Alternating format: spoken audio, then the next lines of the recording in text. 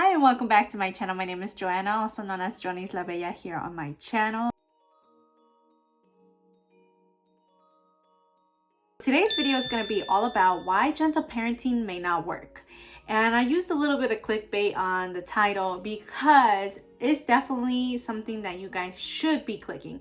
If that is how you specifically feel towards gentle parenting, then we got to think about it. Let's come together, let's have a discussion why you may think that about gentle parenting, or why you feel like you're finding yourself struggling with gentle parenting. Those that don't already know, I do have a few other videos, actually I think 2 videos about gentle parenting up on my channel for this specific reason, an all about gentle parenting video, and as well as an all about gentle parenting as a Christian. If I'm being honest, I'll probably recommend you guys watching the all about gentle parenting video first before you watch this video. Gives you guys a little bit more of a background, the one that is titled all about gentle parenting. The reason being is because that word, I feel like that phrase, based off of what I've gotten from people, off of like TikTok comments and just in general, I feel like everybody hates that phrase. Gentle parenting is something that is just so wonderful, and I feel just because it's called that, I feel like it deters a lot of people. And watch that video first, the all about gentle parenting, because it is known for a lot of other names, not just gentle parenting. If you guys want to start referencing gentle parenting to the other names, that's totally fine. Whatever works for you guys, whatever makes you feel better, because I feel like truthfully, gentle parenting isn't really about the phrase, it's not really about the name, but a lot of people tend to make it about the name. To make this video a little bit more special, I'm gonna be eating my DoorDash order. So you guys know what I got. Birria sandwich and my horchata as well. All right, let's see what she looks like in here. Here's the straw. Taste. Okay, this is a good horchata. Hearing about this parenting technique triggers a lot of people, whether it be consciously or subconsciously. Also not a professional, so don't take everything I say to heart. The dynamic can be totally different. Your child can be totally different from my child's needs, and we're gonna dive into it. We're gonna really get into the nitty-gritty, and we're gonna talk. Let's just talk. Let's enjoy our food. Let's just talk. For starters, let's take a deep breath. Everyone just... The first thing I want to mention, it's gonna be rough, I tell you guys, and I'm only laughing at this. Now I'm not laughing at you guys, okay? Because trust me, I'm in this thing too, okay? My child, if you guys don't know already, he's a toddler, full-blown terrible twos, because he just hit his 2-year mark, and we're going through it. We're all going through it. Me, my husband, everybody. This thing is for everybody, whether you are a first-time parent, whether you already had your kids, you're raising your grandchildren, or you're in your grandchildren's life. This video is for everybody. I am not discriminating towards anybody in parenthood. The reason why gentle parenting may not be working for you, or may not work for you as a person, is because you haven't addressed your triggers yet. I know. That's a hard pill to swallow, okay? So let that marinate, and let's try the food. It's 2 sandwiches. This is the consommé.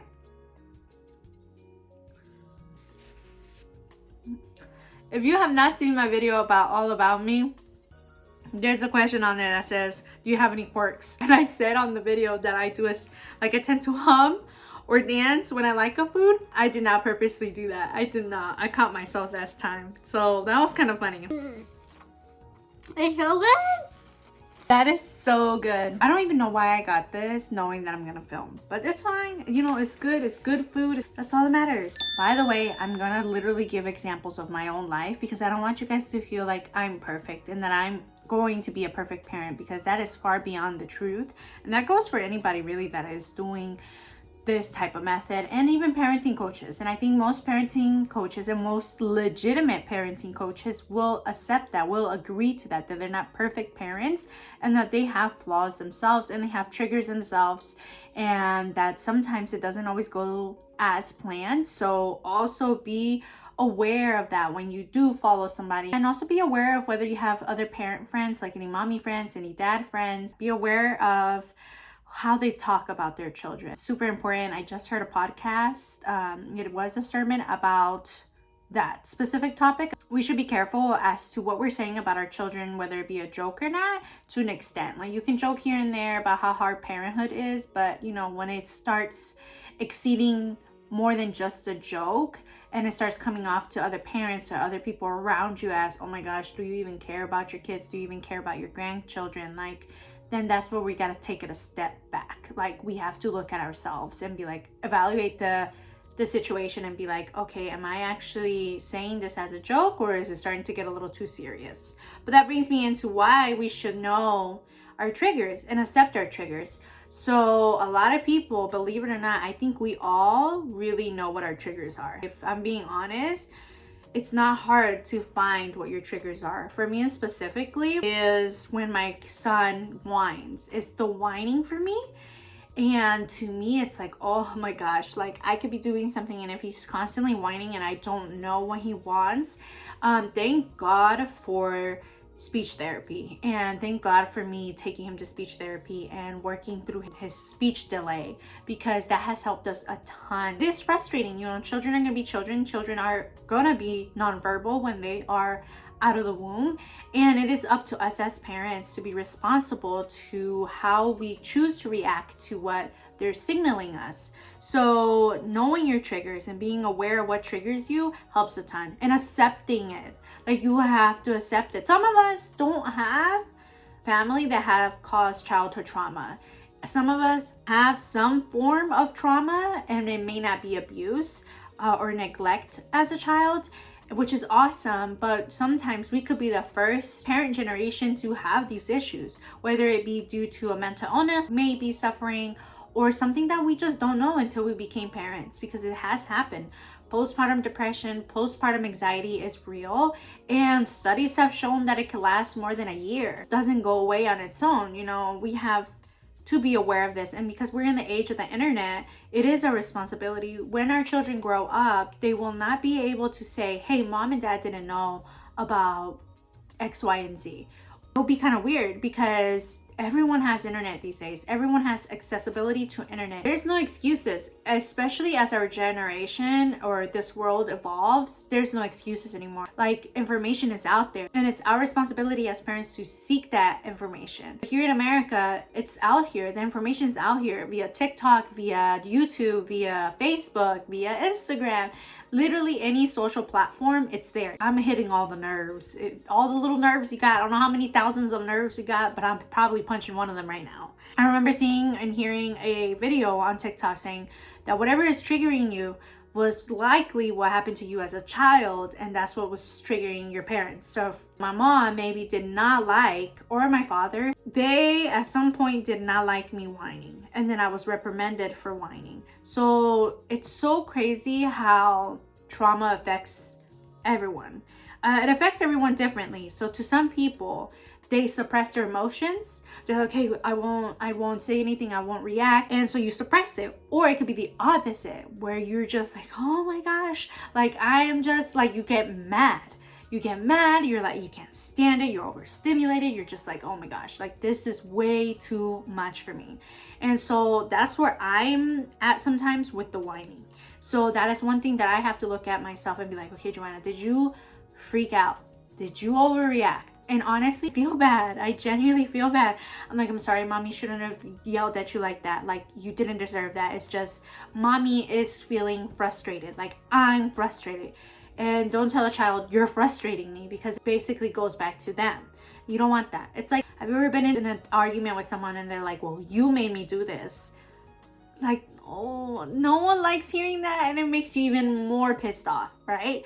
And these children, they're so young, right? They can't defend themselves. That's the thing that makes me feel so bad. When it's children that are innocent, for one, and two, their first time ever being on this earth and experiencing stuff, and then three, the fact that they're little, they got little hands, they got little feet, they can't hit you back, they can't react and do the damage that a grown adult will do. And that's the issue. Like, it it makes me even emotional trying to talk about it. Address your triggers for your sake, for your child's sake, for everyone's sake. And this is something that I also heard on TikTok. We can gentle parent all we want with our children, right? It's easier with our children because they're so cute, they're so innocent. But we also have to practice it in our home. And that's tricky. We have to practice it with other adults too. So I challenge you and I challenge myself to begin to do that process. It's up to everyone to evaluate themselves in a scenario and say, okay, was that just a trigger or was that because of something else? With gentle parenting, there's also a thing where we talk about meeting the child's needs. Questions that you can run in your head saying, okay, has my child slept? Are they sleepy? Are they tired? Are they overstimulated? Are they hungry? All those things you should probably check off first before disrespecting their character, saying, oh my gosh, you're so annoying. Because no, the child could literally want something, especially if they're nonverbal. Number 2 would be you have not accepted that you may have encountered trauma at some point, or that your parents caused you trauma, or that your parents did not raise you the right way. For me, it's very black and white actually for me. Like, I know exactly what happened in my childhood. I know exactly who to blame. I know. I don't think that I'm like severely beaten. Like my mom and dad weren't like that. But at the end of the day, there's other stuff that they have caused to me and as a family that tends to be more of the relationship trauma. So for me, it's not necessarily like the beatings because I forgive them for that. Even though it's not right, it's more so that I am trying to walk a path of forgiveness with them in regards to their relationship with each other. You see how I'm able to accept that. If someone came up to me and told me, hey, like, did you have a good childhood? I'm not gonna sit there and be like, well, yes, I had an amazing childhood, because that is far from the truth. I'm gonna insert a little post from Facebook. Basically, by you being here and choosing to break generational cycles, you're what your bloodline has waited for. The people that believe in gentle parenting, they're also known as cycle breakers. They don't just call that for nothing, because it is a generational cycle. Trauma after trauma, I do believe that you can inherit trauma. Putting your foot on the ground and saying, hey, I'm not gonna do this anymore, it stops here and it stops today and it stops with me. Powerful statement. You may feel like you can't do gentle parenting, or you may feel like gentle parenting is not gonna work, or it's not working for you because you haven't accepted the fact, maybe perhaps, that your parents did raise you wrong, and perhaps there was wrongdoings on their end that you're seeing clearly now. You know, like the Claritin. I can see clearly now, the rain is gone. Be the person that your child thinks you are. Because children end up growing up into adults, and when they become adults and they do choose to have their own families, they start seeing 2 + 2 isn't equaling 4. Honestly, you can love your parents. I love my parents. Now, it's totally different for somebody who's severely been neglected. Start addressing it. Start having these intellectual conversations within yourself. Number 3 triggers me just the same. People say, my parents did it and I came out just fine. Did you really? Did you really come out just fine? Are you sure? Because your actions speak for themselves. My husband knows that I'm always in a fight or flight mode if we even have the minimalist argument. And he knows why. He knows why that happens. And that's exactly what you need to do. You know, you talk to your partner, you talk to yourself. Identify those triggers and identify what's wrong with you. And no one's perfect. By you saying, well, I just came out just fine. My parents hit me. I could just say, my parents hit me and I came out just fine. But I really didn't. And I speak facts because that's me. I could say that, like, oh, it wasn't that bad. My parents hit me and it wasn't that bad. Like, it wasn't like literal abuse. Like, it wasn't child neglect. But there's still things wrong with me. And see, that's where the conversation starts. You have to start thinking to yourself. You have to start saying, bro, there is something that could be potentially wrong, whether it be with your relationship with your spouse, whether it be the relationship that you have within yourself. Body image issues. Let's not talk about that. Body image issues, relationship issues, trust issues, lying issues, self-confidence. The list goes on and on. Just because hitting isn't just the only thing that causes you trauma. Your parents, by hitting you, isn't the only thing that causes you trauma. Really take the time to dive deep into who you are. Who are you as a person? And you have to really be seeking this information, because if you're not, it's not going to work. Gentle parenting isn't going to work. Isn't going to solve your issues. Nothing's going to solve your issues until you accept your issues. For example, with the poverty, and this is what I said, trauma tends to affect people in such different ways that sometimes when you grow up in poverty, you spend money like crazy. And sometimes when you do grow in poverty, you save money. You're afraid to run out of money. Even when you have money, you don't enjoy your money. So fourth thing that I want to say is you're not looking at yourself in the mirror. You have to be responsible enough to look at yourself in the mirror and say, hey you, like, am I doing something wrong here? Genuinely, if you're like a boomer, I know you guys hate being called that, but if you're a boomer here, my mom is, and I feel like I'm sorry, like your generation failed you guys in so many areas that is unbelievable. And I feel genuinely sad for you guys, for y'all's generation, because I just feel like you guys deserved better. You guys did not deserve your parents beating on you. You guys did not deserve the amount of abuse that was acceptable and that was recommended from pediatricians, from teachers. That you guys were kids, you're innocent kids. Perhaps you may not see that then, or maybe it's hard for you to see it, but think about your grandchildren. Would you want somebody touching even the slightest hair on their head? No, absolutely not. I think grandparents have this amazing love for their grandchildren. We have to sit down as parents and educate ourselves about the milestones of our children. Are they exceeding their milestones? Are they meeting their milestones? Are they behind on the milestones? What is going on? We have to educate ourselves as to our child's brain and child's brain development. You know, when you start doing that, you start understanding, it starts clicking.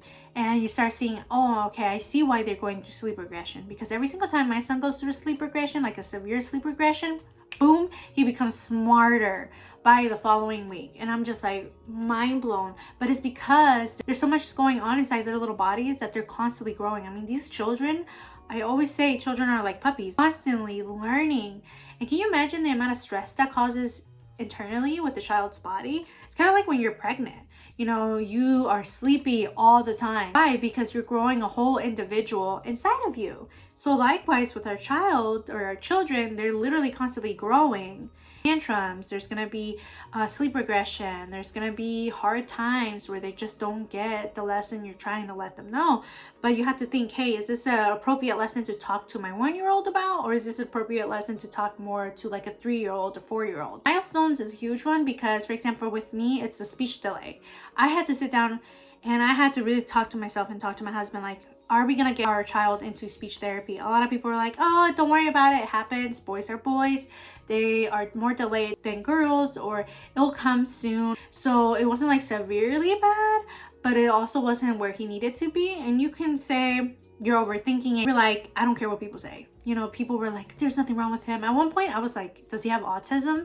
And everybody's like, stop saying that. Like, you just want to cause him autism, or you're overthinking it. You worry too much as a mother. And it's like, no, it's not called worrying. It's literally just trying to have my son thrive.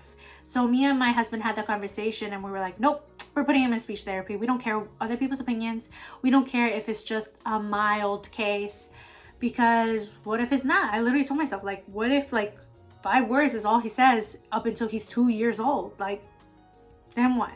And he's being raised in a bilingual home. So I was like, I only knew that it's going to get harder. I don't want my son to get bullied. I don't want him to struggle in school if he were to have autism. A lot of people who are autistic mothers, shout out to you guys, because God only knows everything you guys have gone through just to get that diagnosis, or just to get people to believe that. Explaining it to your family and so many other things. Nip it in the bud before they go to school. That is my motto. If anything's going to come up, and if I'm going to get my son treated for anything or just screened for anything, it's going to have to be before school, before he starts school. I am very persistent with that because I know as soon as they go into school, it's going to be 10 times harder. Down below, I'm going to link the TikTok accounts that I prefer. I'm not going to specifically shout them out in the video verbally just because there's so many of them and then I have to get to the nitty gritty as to who they are. High Impact Club, they have a YouTube channel now, so check them out. I am going to say that verbally just because they have the channel out and they do constantly talk about gentle parenting and being cycle breakers. The other two are Instagram. It's Sharon Mazel and the other account is Healthiest Baby. I really like those two Instagram accounts. Refusing to educate yourself and or allotting time. And that goes hand in hand with the fourth statement that I made. Watch TV for an hour, a show for an hour, but you can't watch a 15-minute video in regards to gentle parenting or about your triggers or getting the help you need. Then You see, it don't make no sense. you may not be expressing empathy, sympathy, patience, towards either yourself or towards your child. You can choose to invest in yourself. I like doing that. Like I have a whole planner, but it helps me feel better. And sometimes visually seeing that and checking stuff off helps your self-esteem. Be consistent. Sometimes you may have to develop good eating habits, good exercising habits, a good sleeping schedule. Do everything you can. So there is no excuse. Take care of yourself. If that means waking up early to have 10 minutes to yourself, do it. You have to wake up early like I do to work out, do it. It's always hard at the beginning, like the first couple of weeks, and then it gets easier. And then you feel so proud of yourself for doing it. So I highly recommend you doing that. Start now. Choose to change things around. If you want to talk to your children, if they're older, talk to them. Sit down with them and be like, hey, I messed up. Accountability is huge. Personally, me as a child, growing up, my mom showing accountability, honestly, I would say 90% of the time, it remedied whatever situation was going on. I genuinely love accountability. And I think that if you sit down and talk to your children about stuff like this and show accountability, show empathy, sympathy, patience, it will be reversed back onto you. You may not be allowing yourself to heal. And a lot of people don't have no issue accepting their traumas, but they struggle a little bit allowing themselves to heal. If I tell my husband, well, my parents really upset me today, sometimes I do feel bad for saying that, but don't feel bad. Allow yourself to go through to feel every single emotion, whether it be good, whether it be bad, and provide yourself some time away from that situation. I will allot time to decompress and be like, I'm not talking to you right now. Like, set boundaries. And I will tell them, hey, you messed up and you need to take a step back. But at the end of the day, everybody benefits from that boundary, because it is important, because then you could take time to think, like, did I overreact or was that the appropriate choice? There's so many resources out there, and I think everybody is guilty of this, including myself. I haven't gone to therapy. If I choose tomorrow, let me take myself to therapy, it will help me heal. I haven't started reading the book yet, but again, don't make an excuse. You can either read the book, you can do an audio book. Literally everything's there because of the internet. If you're struggling with sleep deprivation, if you're struggling with mental health, if you're struggling with self-image issues, help yourself first. Fill your own cup. So take care of yourself, pamper yourself. I know I'm a stay-at-home mom and not everybody has that privilege. I do work, I do food delivery, and I was so scared to try food delivery out because I was like, there's no way I'm gonna make enough money. Now granted, I have my husband to help me, so it's a 2-parent household, and not everybody is blessed that way either. But researching into stay-at-home jobs, be careful. If you guys obviously can't afford the time or allot the time for your children, to raise your children, to discipline your children, then you probably shouldn't have any kids. And I know it sounds awful to say that, but be aware and the accountability that comes with having a child. Last one, another reason why gentle parenting may not work for you. You're not accepting your child's needs or diagnosis. It's a tough one. I'm literally always an advocate for children mental health awareness. And gentle parenting may not work for you because you haven't accepted the fact that your child may have a mental health issue, may be autistic, may have ADHD, ADD, depression. That's another huge thing. You know how many people I've talked to, they are clinically depressed, and they're like 17, 18 years old, clinically depressed, and rely on anxiety medication and rely on antidepressants. Accept it. You are your child's safe haven. And if you're not their advocate, if you're not their safe haven, how will this method work? Definitely look into your state's resources first to see if that's something you can do. If there's an assistance program or a program that allows you guys to have someone come into your home and help diagnose and possibly treat anything that may be occurring in your child's development. Take the time to research. I hope you guys enjoyed today's video. I hope this wasn't very triggering to you guys. I hope you stuck through the entire video. This is not a video to put you guys down. If you do happen to like today's video, don't forget to give this video a thumbs up. Share it with someone that may need to hear this. Feel free to leave a comment down below. Positive comments, please, so we can grow as a generation, grow in parenthood. Don't forget to also subscribe and hit the notification bell so you won't miss any of my videos. Until next time, bye.